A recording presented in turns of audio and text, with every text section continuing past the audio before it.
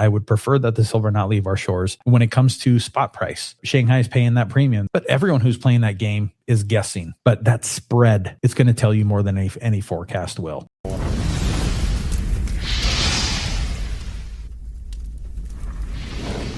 Welcome, everyone. I'm your host, Tiger Stacker, and today we have an awesome guest as a first-time interview. You may know him because he runs a bullion dealership known as Hero Bullion. He and his company have a great reputation, and he's full of insight. I want to also thank International Stacker for introducing us. I have purchased from Hero Bullion many times over the years and have been happy with the professionalism and prices on my purchases. And if you choose to go there, I think you will be too. So without further ado, I want to introduce you to my guest, Jake Haugen from Hero Bullion. Jake, welcome to the channel. Hey, thanks for having me. Thanks for the invite.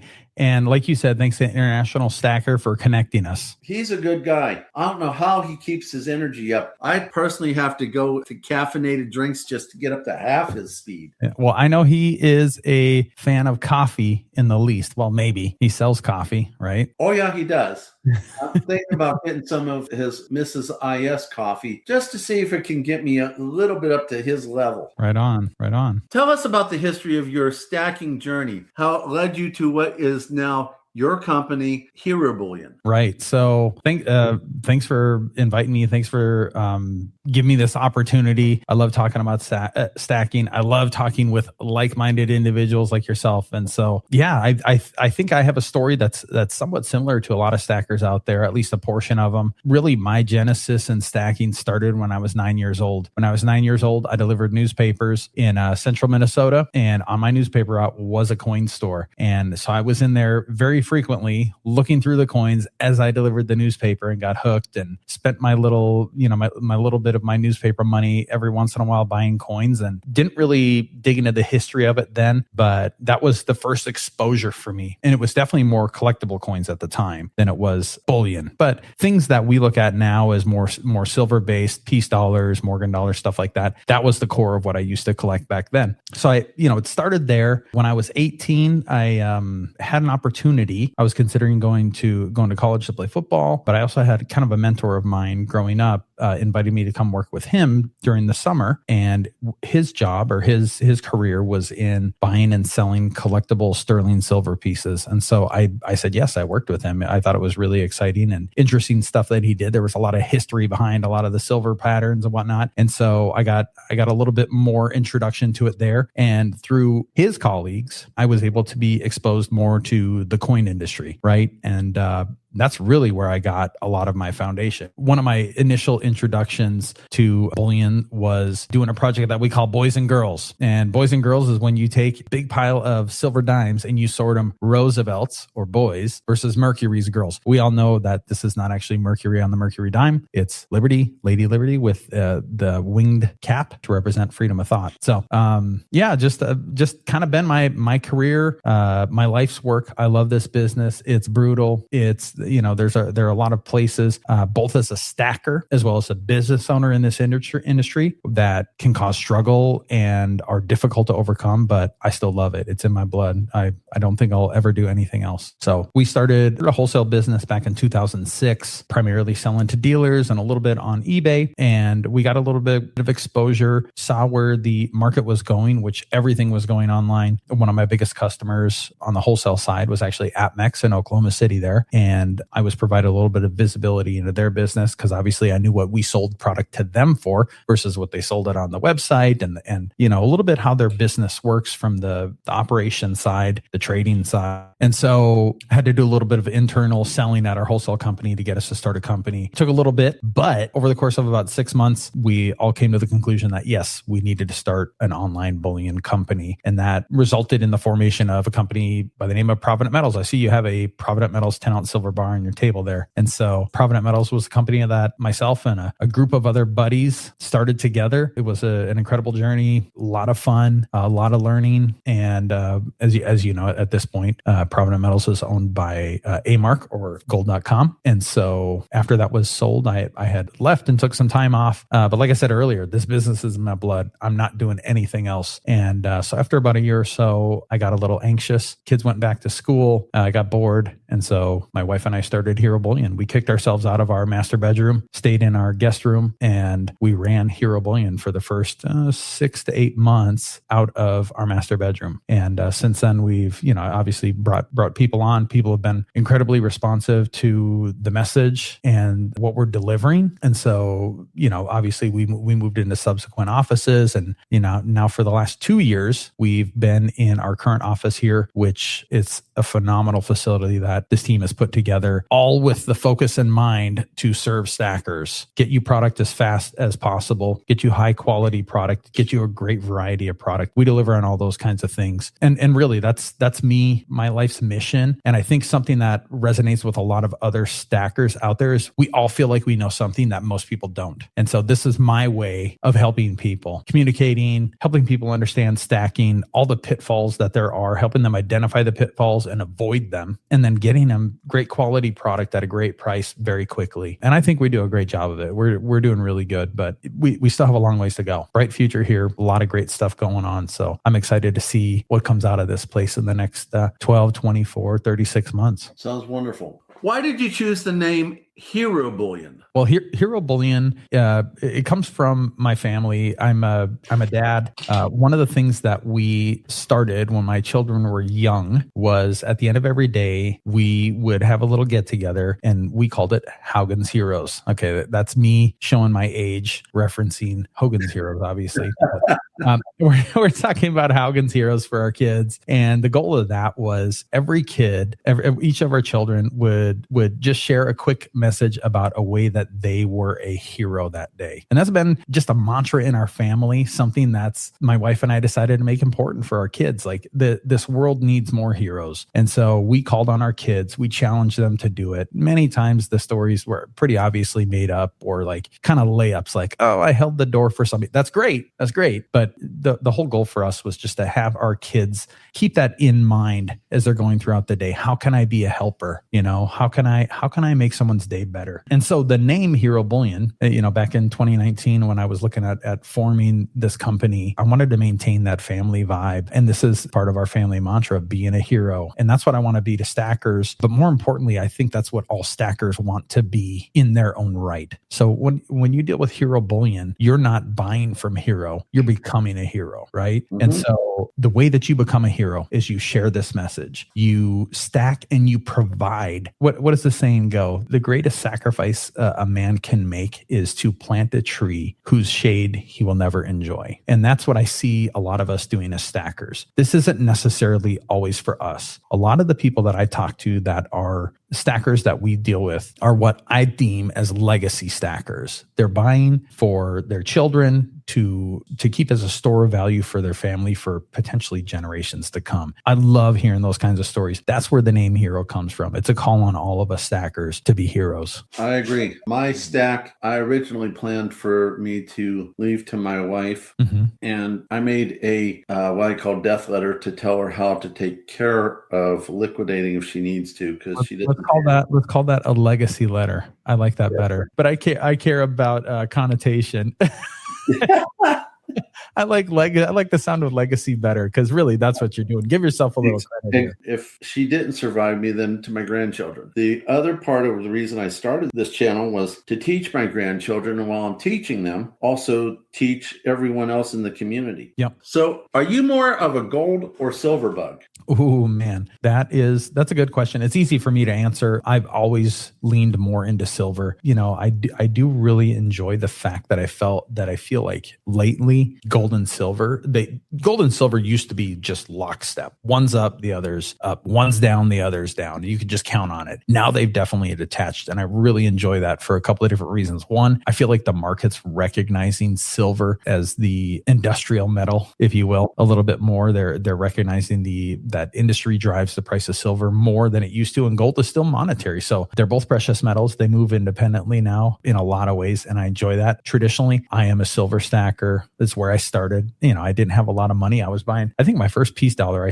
I spent about $4 on. That'll tell you a little bit. That'll age me a little bit, and I'm okay with it. I'm used to being the young guy. I'm no longer the young guy in the room, which is great. I love the younger stackers. But silver primarily, I will say that I have more gold now as a portion of my stack than I probably ever have. But I think my heart's with silver. I understand that. In fact, the way I always look at it is gold is more of a preservation of wealth. Silver can be too, but if you show up at a store, especially under SHTF, and you try to pay with an alternate of gold, people might think you're filthy rich. If you show up with silver, they might not. So just a little food for thought. Yeah. The way I think of it is gold is where you preserve your wealth, and silver is where you lean in. Okay. Silver's just moving in a different direction a lot of times now. And so for me, that's really exciting. I really enjoy that with the metals being detached like that and moving in different directions. I see your table is primarily silver. Let me flip the question. What are you? As I was stacking, I was buying, because I was a workaholic, and I was buying what I had time to buy. And I bought whatever made me happy for after a while, because after buying so many eagles and so many bars, it tended to get boring. So I got into getting pretty things, which I had that period of time because I'm now in a position where sometimes I have to sell because I'm waiting to get over this cancer and maybe get back to work. I lean towards selling silver more than I do selling gold. But at one point prior to getting cancer, I was about, by fiat dollars, about 50-50. By weight, I was about, I don't know, maybe about 70 plus ounces of silver to 1 ounce of gold. So it's altered a little bit, because usually when I have to pay bills, I lean in towards the silver. With the volatility that's going on right now, it makes me wonder if I need to flip temporarily until the silver gets its price back up. But I like both. I like the fact that gold is a little easier to carry if you have to, but I also like the fact that I can buy smaller things with even fractional gold or fractional silver. Yeah. Now I've got a few different pieces here. These are dimes. These are 1/10 ounce rounds, which, I told you while we were off camera that I'm working on minting my own 1 ounce silver rounds and 1/10 ounce silver rounds. But no, I love the silver. I love how shiny it is. I love my gold, but I tend to want to hold on to the silver a little bit more. Now I will show you that I did buy a bunch of, these are only just some of the purchases that I made at Hero Bullion. For those who don't know my channel very well, I label everything. Where I got it, HB Hero Bullion, the date, and what I paid for it. I bought some 10-ounce bars that said Hero Bullion on it. That's probably somewhere else in my stack, but I knew exactly where the you got the antiqued one too. Nice. Oh, yeah. Nice. Yeah. I like it. Yeah, I was very happy to get these. When these came out, they were so attractive that I couldn't help it. I had to go get one of each. Yeah. You guys did an incredible job. In fact, you even told a story about, I think you said your brother was doing the poured bars and pressed bars a little bit better than what you did. Right. Well, I can say it in a different way, a lot better than I can do it.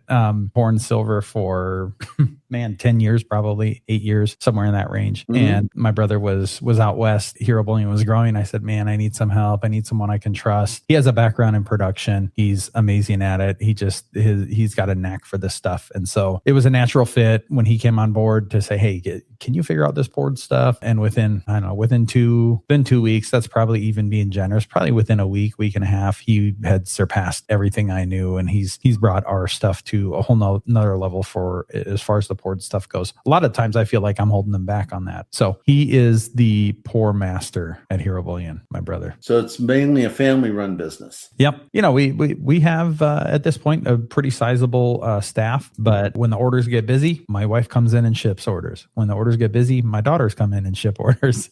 When we come in on the weekends. When it was really busy here in January and February on the big run up, I was shipping orders over the weekend. So yeah, it's definitely still a family business. We welcome that. Well, if you ever get too busy, would you consider hiring a tiger? Hey, we can't have fur in the packages, though. That's my caveat. No fur in the packages. Good reply. I've said this many times on my channel that we are currently living through uncertain times. The volatility of precious metals, especially silver, the multifactorial involvements of geopolitics, the West pricing of spot or paper gold and silver, the East pricing upon physical purchasing and receiving delivery, globalization, Indian people being asked to decrease the purchase of gold for 1 year, China limiting the export of silver and other items. Where do you see this going and affecting the West spot prices versus the East higher physical prices? And how will it affect stackers and your company? Oh man, that's a loaded question. There's a lot to it. So I'll try and piece it up as best I can. One of the fun things that we're watching right now, what's going on in Shanghai, where the silver's moving. By all accounts, there's over 100 million ounces have exited the COMEX this year. And a lot of that is making its way there. They're paying a premium for silver. If you can get it there, if you can get it into China, if you can get through their bureaucracy, there's money to be made there on the flip. So yeah, I'm very concerned. As an American, I have this sense of trying to be selfish and not let the silver leave our shores. I would prefer that the silver not leave our shores. It's something that we watch. To this point, we haven't seen the shortages. We've been able to always call and get silver delivered very quickly at reasonable premiums. But that's always in the back of our mind. What's going to go on with the physical supply? Now, when it comes to spot price, Shanghai is paying that premium that you mentioned. And I think it can be really tempting to make price calls. I've been in this business so long. I quit trying to make price calls years and years ago. I think it's fun. It's definitely fun to think about what scenario comes about that makes silver go to $300. I contest that in a scenario where silver goes to $300, there will be tremendous pain in the economy for a lot of people for silver to get to $300. Does it deserve it? I mean, selfishly as a stacker, yeah, I want silver to deserve to be $300 an ounce. And so it's definitely fun to watch. I've tried to get out of that guessing game with the spot price. I think it ends up being a slippery slope for people. People really enjoy the sound bites, but everyone who's playing that game is guessing. And I think when there's guessing involved, it's fun. And I don't mean that in a negative way about the people who they make a business or build a brand out of calling the spot price, because these people are generally never correct. What I'm actually watching is this gap between how much fiat does it take to obtain the physical metal, whether it be gold, silver, platinum, which is one of my favorites, or palladium, what it takes to get it in your hand, not just an electronic receipt, not just an ETF, physical metal in your hand. That is my life. That's what I enjoy. That's why I chose to be in this business. If I knew where silver was going, I wouldn't be doing this business. I'd be doing something else. One of the things that I try to coach people on, to guide people on, is just be very careful of people who are making spot price calls, because it generally comes with some kind of motivation that benefits them. Okay. I stay out of that. I would love for it to go that way. Like I said, selfishly, but that spread, it's going to tell you more than any forecast will. And what I mean by that spread, think about how volatile just this year we've seen premiums go on silver. We've seen Silver Eagle premiums go way high, and way low. Right now, I would say they're right in the middle, but they've been all over the place. And so that to me is the real indicator of our ability as stackers to participate in this market efficiently. So let me ask you this: with this volatility, you as myself as a stacker, I enjoy it. I really do. Because they're opportunities for you to get in, just kind of have fun again. Find some deal out there, find someone who's either behind the market or, maybe too far ahead of the market, just out of the market in general. Being able to find those deals out there, for me, that's the fun part. Even as I'm looking for supply for our company, being able to find deals from other dealers who maybe they're seeking liquidity. So the premium that they sell product at is really cheap. As you as a stacker participating in the market, what are you using to make the call, right? Okay. Throw your personal situation out. Let's say you're looking to buy. What kind of signals are you looking at to enter the market? Let's say. I can tell you, when I was working full time, I was working crazy hours per month. I had more disposable income at that time, but not a lot of free time. For me, obtaining precious metals was an issue of when am I free enough to do it, including when I'd get off of a 12-hour night shift and have another one coming up. I'd have to go to sleep, that type of thing. If I saw an online deal, let's say it was at Hero Bullion, I'd try to force myself to stay awake just long enough to go ahead and buy what I wanted. Or if it was something really attractive, like these bars here, I bought it when I first saw that you first came out with them. Right. So for me, it was a forced dollar cost average based upon what freedom of time I had. If I get back to working full force, I'll probably return to that forced dollar cost averaging. If I'm only going to work part-time, which is my next goal. And part of that is so that I can keep close to the physicians who are taking care of me. But part of it's also because with me being home like I have been, I've really enjoyed time with the wife. We've never spent this much time together. So it's kind of like dating her all over again. Nice. So if I go back to part-time work, then I'm going to try to buy the dip. Okay. So if I'm only making a little bit of extra disposable income, I'm going to be looking for the dip. Mm-hmm. If I go back to working full-time, which I really don't want to do, I will probably go back to what I call forced dollar cost averaging, because I like stacking. I like putting them in my spreadsheet. I like organizing them into different boxes and then putting them away. So those are some of the things that I enjoy doing. But my goal is to get back to part-time. So that way I'll probably be more of a watching for the dip. And if I screw the dip up, it doesn't matter. Yeah. Oh, well. It doesn't matter. What matters is the amount of ounces you have. Yeah. Because the price of silver, in my opinion, doesn't mean anything until the day you sell it. Till the day you put it back on the market for other people to get. Then the price of silver or gold is really when the spot price, the premium, what I call the retail price, really affects you. Otherwise, it doesn't affect you. Yep. I'm with you on that. I've been through a lot of those ups and downs. And I think an easy thing to do is to look at any losses that you might have had on a particular purchase. But it's hard to have been a stacker for very long and be out of the money net, right? Understood. Yeah. For newbies and also other stackers with limited funds, what do you recommend they start with? This is a great question. And I like to address it a couple different ways. Number one, I want to start with what you should avoid. What should you avoid as a new stacker? I would avoid really anyone who's going to get on the phone with you and try to upsell you some collectible coin in an NGC or PCGS holder. Let's avoid that. Oftentimes those are way overpriced. You're buying numismatics rather than getting the bang for your buck on the silver side of it. Okay, so we're going to avoid all of that. The other thing I want you to avoid is I want you to avoid trading anything on Facebook Marketplace or Craigslist. Let's say, and I don't see too many people doing stuff on Craigslist, but Facebook Marketplace, that is a minefield. And not that there aren't good sellers on those platforms. There absolutely are. But the percentage of good sellers versus bad actors is not in your favor. You're buying precious metals, whether it be gold or silver, as a wealth preservation, and there is inherent risk. Let's not introduce risk on the buy side, right? There's always going to be a risk of someone discovering that you have it and trying to separate you from it, whether it be robbing you, breaking into your house, any of that kind of stuff. We all have to be very careful of that stuff. But let's not introduce risk on the front end of it. Another thing that I would avoid is there are a lot of websites out there that are fake. And so you have to be careful of those. And there are a number of different ways that you can do it.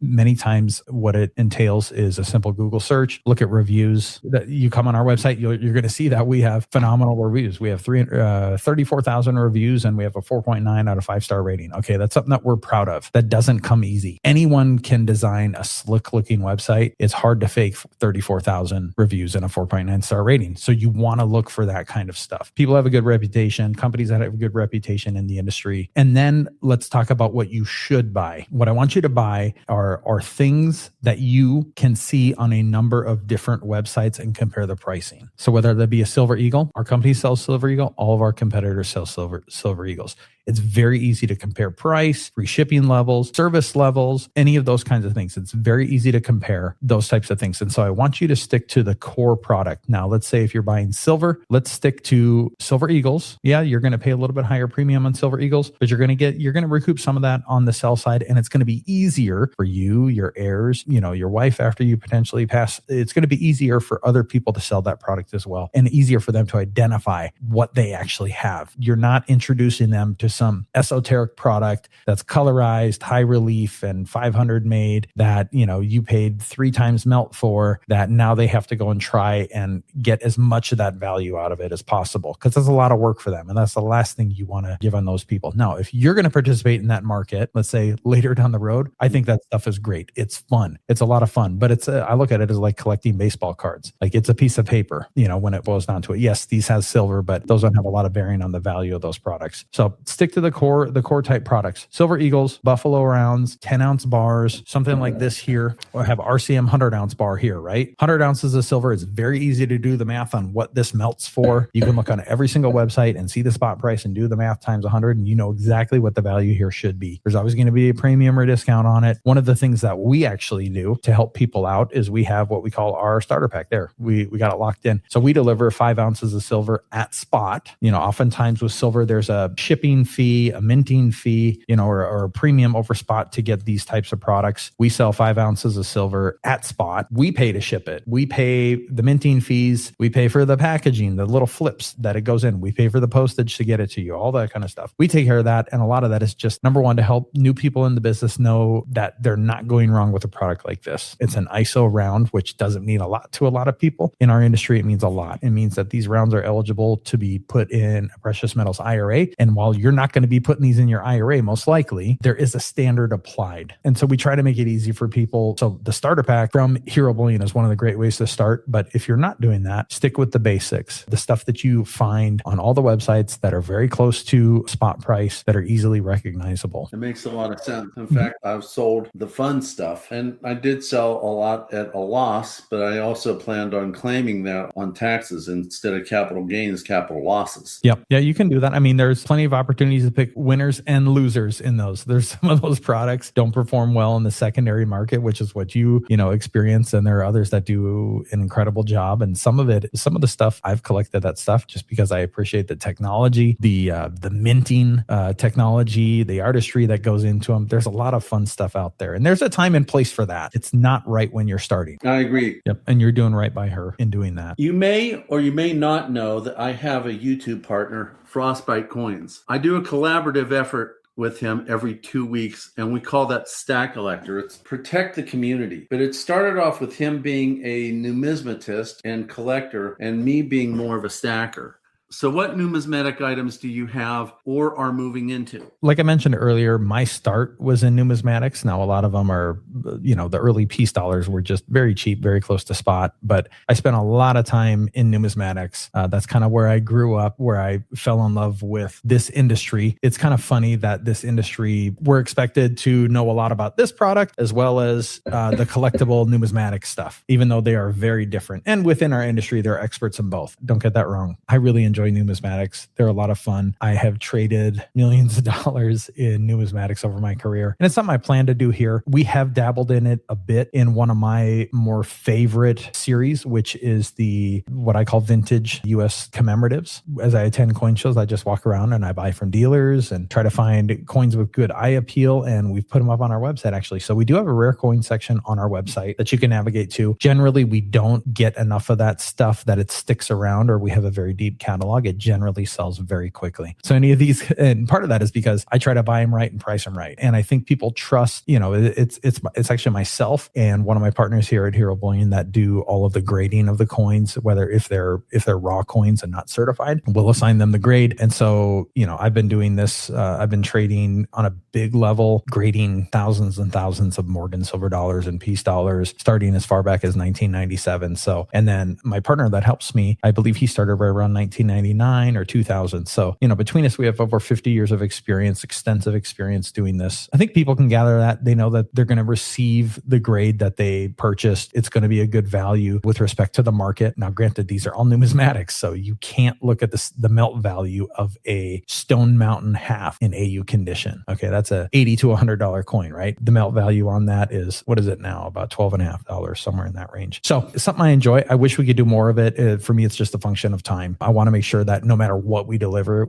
something at a great value to people, and the quality is what we say it is. There is that subjective nature of it when it comes to grading, and so there is a labor input there that slows us down. We're busy shipping a lot of bullion. In the future, one of the things we're trying to build in is the ability to bring one-of-one coins, particular certified coin, rather than if I go to a coin show, take the Stone Mountain commemorative half example, I might buy 50 Stone Mountain halves, sort them by the grades, and so we'll have multiples in each. We're working on the ability to quickly and efficiently bring, in particular, certified coins to market, but that involves proper imaging. You want to communicate to people what they're actually getting in a correct manner. So in other words, the picture that they see on the website is the coin that they get in hand, and you don't want people to feel like they've been misled. And so it's actually pretty difficult to get really good photos of coins in slabs in particular. So we're trying to crack that nut. Once we get that figured out, we're going to be offering a lot more here. Dallas, Fort Worth, where we're based, we're out of Plano here, which is just north of Dallas, is an incredible area for both bullion and numismatics. And so we'd be fools if we didn't leverage that here and try to bring some great coins to the people who are looking for them. What deals do you have on your website for those who plan to go visit your channel today? And also, do you price match? Okay, so the deals, you can find them front and center up top on the website. We highlight the link orange. The deals, a lot of times for us, are driven by what we have a lot of inventory in, what we've bought right, what we were offered from a dealer. A lot of our inventory, in particularly the secondary market stuff, comes through our dealer network. I've been trading in the dealer network since 2006, and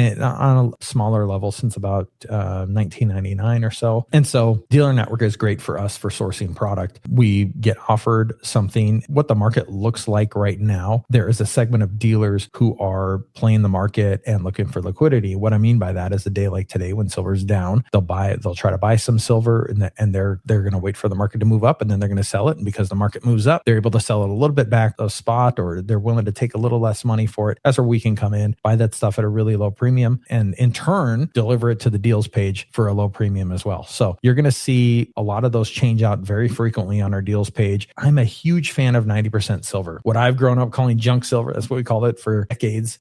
Yeah, there you go. You got some dimes there. It looks like I'm a huge fan of that because I have seen 90% silver premiums go as high as $15 over spot. Right now, wholesale, they're, let's say at a lot of places, $6 back a spot, and we're selling at $4 back a spot, retail to customers. So it's one of the most efficient ways to get silver right now. I think we have 90% silver coins. So it's our choice, whether we ship you dimes, quarters, halves. We have those, I believe, $3.99 back of spot. They were $3.99 back of spot any quantity, but now I think you have to buy $1,000 face to get them a $3.99 back. I think even if you buy $1 face, which we're one of the only companies that sells 90% silver in $1 increments, a lot of companies will make you buy a full tube. I don't believe in that. I'm trying to get silver in people's hands at whatever level that they can participate, or whatever level they want to stack at. We'll deliver you 10 dimes. It doesn't matter. So I think even in the single unit, you're just marginally above spot, or maybe just a little bit back a spot. Let me do the math quick. I think you're still back a spot if you're buying one unit, but 90% silver is one of the best buys. I love it. My heart is with 90% silver. I'm a fan of 90% silver. I can't wait. I guarantee you right now, there's going to be a time when 90% silver premiums go double digits again. Okay. And all those people, I catch a lot of flack for saying 90% is value because I'm getting the pushback from people who don't have a long memory in this market, or maybe haven't been in the market very long. They don't remember what 90% silver was like in COVID when it was $15 over spot. They only remember that refiners don't want 90% silver right now, so the premiums are in the dumps. That's when you buy. Okay. If you're really being smart with your money and you want to continue to participate and stack, I think 90% is an absolute steal right now. So I love 90%. It's almost always in our deals page. As far as the price matching, we don't have a written policy for price matching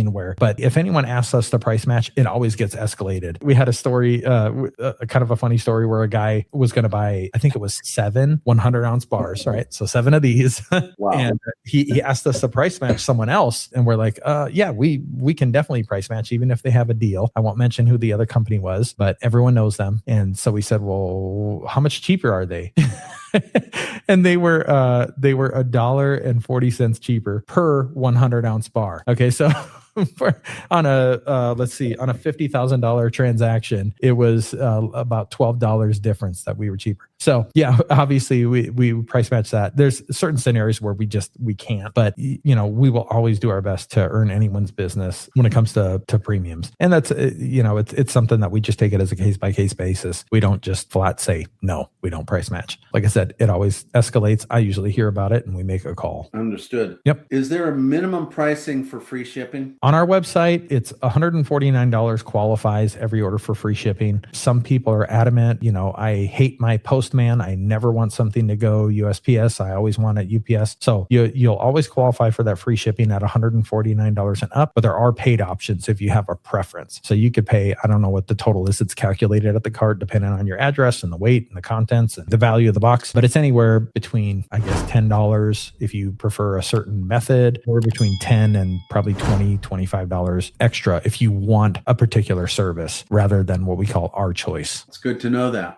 Before we close, what else would you like the viewers to know about Hero Bullion and the directions that you were going with your company and for your clients? I would just say, I'd put it out there that we're here for you. We're here for the stackers. This company is not about us bragging on what we do. We work really hard to deliver what we deliver the way we deliver it. We're different than other people. We're not like every other bullion company that's a big blue logo up there. There's real people behind this company. We treat you like people. We understand that everyone's goals are different and we're here to serve you. No matter how big or how small your order is, we answer the phone. And that's a mandate that comes from me. Every journey starts with the first step, and we are nothing outside of honored when people choose us to participate in that journey. And I take it very seriously. One of the biggest things that causes me stress is when we have a lot of orders to ship. For me, it's because I know that we have a lot of people that have trusted us with their money. They've trusted us. They've displayed confidence in us, and we need to get their stuff out the door as fast as possible. And so that's one of our North Star metrics here is how fast are we shipping? We try to keep our shipping under one business day from the time your payment clears to get it out the door. Obviously, we've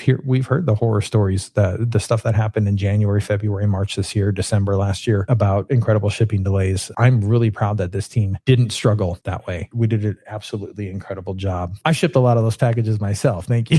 Thank you very much. But hey, I'm a stacker. I understand and I can empathize a lot with what people are going through in the market. And it's my goal. It's my life's mission to help as many people as possible. We have a great team here to help and serve people. Thinking a little bit more broad, this company is kind of hit a growth period that we're really excited about. There's great energy in this building because we feel like we're doing a much better job of helping people, and people are recognizing that. I think I mentioned to you earlier, one of our biggest growth areas is just word of mouth.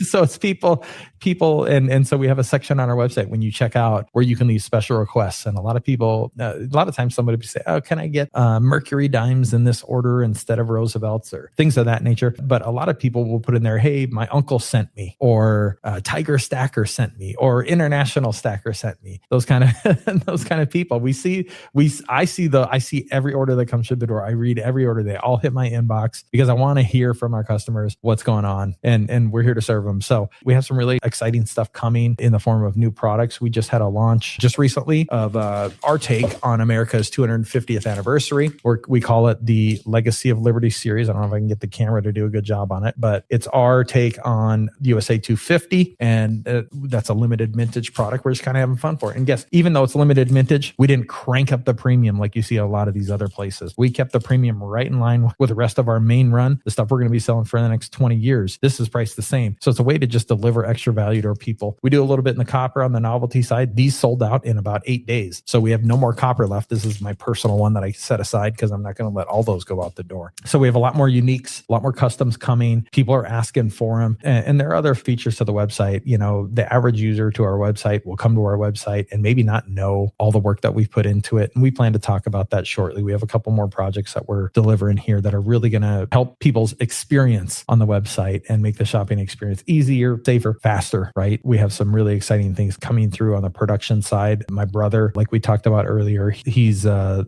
production master. And so I've made it my goal to equip him to crank even more stuff out. Right now, we're kind of limited by some of the equipment, incredible equipment coming in that's going to change his world and hopefully a lot of stackers' worlds. So I'm excited about that. Look for that. We are excited to get a bunch of that stuff out on social media and show people and share this journey on the production side of the business with the stackers out out there so they can see kind of a little bit of how it's made when it comes to the silver side. That'd be an interesting video, to show how you do make it. Is that something you might want to consider doing in the future? Yeah, for sure. One of the goals is, I've been working with International Stacker now for just a couple of months, about a month and a half, 2 months maybe. We're going to get him out here once we get everything set up and we're in production with this new equipment that we have incoming. We're going to bring him out. He's going to shoot some video. We're going to show people how silver bars are made. Might even have a kind of special joint release with him. Or we're definitely going to do some fun stuff with it. Yeah, he would be great to do that with. He did some incredible work. I think it was at Germanium Mint. Yeah. He loves Germanium Mint. Germanium Mint's one of my favorites too. I think they're an incredible company. We try to sell as much of their product as possible. What's killing us right now is the tariffs. One of the products that we brought in was their kilo copper bar. And a lot of that is just because people ask for it. Germania does a really good job of putting stuff out on social media. They have a great website where people in the United States can go and view their product. And so we had a bunch of people reach out about these kilo copper bars from Germania Mint. They landed, we checked them in. There was some damage on some of them were damaged in products. So it was a bit of a headache there. But then we got the tariff bill, and the tariff bill on these copper bars was 50%, which is absolutely ridiculous. So you go on the website and you'd be like, well, I don't know that we'll get another batch in. We were limited at launch of that product to 200 kilos. So we maxed it out. We bought 200 kilos. Like I mentioned, we had a few that were damaged that we can't sell to our customers. And then we have the incredible tariff on this, which shocked me. I mean, I try to stay ahead of that stuff as much as possible, but that was shocking. I was expecting a 15 to 25% tariff. When it came in at 50%, I was floored. And so, they have to be priced accordingly. So on the Germania 1,000 gram raw copper bar, we basically, at this point, we make just enough to ship it out the door. So we break even shipping those out the door, and we probably won't restock it. So I would love to be able to do more with Germania, but the tariffs really put a damper on everything and our ability to deliver product at a good rate. I mean, that's a big part of what we do here. We try to get people the best deal possible. And with the tariffs tacked on top of the pricing, it's just, it puts it on a market for a lot of people, which is unfortunate. It's one of my favorite mints to deal with, especially their cast bars. They do a great job. They do. Are you finding tariffs with gold and silver? Silver, yes. Gold, not so much. So there have been some workarounds. We don't directly import a lot of the gold. We buy that from the wholesale market in the States here. So in other words, like a Valcambi Swiss gold bar. We don't buy that direct from Valcambi. We buy it from an authorized purchaser in the States here, of which there are a number. We have the ability to shop around and buy from who we want to, right? Who has the best deal. We shop for our customers. Thankfully for them, if there is a tariff, they're going to be responsible for it. And so the market is not showing that those are being tariffed. Those are still the gold bars out of Switzerland. We're still able to get those without tariff. Silver, we're seeing tariffs on. In particular, the more collectible items, they do incur kind of a significant tariff. And you're seeing other things like a lot of these European mints where we used to have just pallets and pallets of silver available to us. Let me think about one. IGR is one. Nadir is one. Even some of the British Royal Mint stuff, like their kilos, all that stuff used to be tariff free, and now much of it incurs tariffs. So you don't see very much of it in the US. And part of the response to that is us getting involved in our own production, because there is this very peak and valley nature to this market where we get incredibly busy and then it's slow. And then we get busy and then it gets slow. When we get busy, there's no silver out there. And when I say no silver, I don't want people to read that as there's a shortage of silver. There is a shortage of consumer ready silver, like the bars you have in front of you. I don't know many stackers who are buying 1,000-ounce bars. Well, that's how they come off the exchange, and they have to be made into something else. And that something else is 10-ounce bars, kilo bars, 5-ounce bars, 100-ounce bars, all those things. So that's where the issue is for us, finding consumer ready product on that front. And so we're committing to bring equipment in-house to make those products and kind of round out so that we're able to serve people in these times of extreme demand. We'll be there with good quality product that they can count on. And of course, the mandate for us is we ship fast. And so we're going to do that. We're going to keep doing that. Well, everyone, that's all the questions I have for today. Jake, it was wonderful having you. I've always wanted to interview you, and I hope you'll be willing to come back again. Yeah, let's do it again. It was a good time. It was for me too. Don't forget, everyone, to hit the notification, hit the subscribe, leave a comment. This will help YouTube promote this channel so we can get as much education out to all of you in the community, and even more so the newbies. So I want to thank you again, Jake, for coming to the channel. Thank you so very much. All right. Thank you, sir. Tiger Stacker out.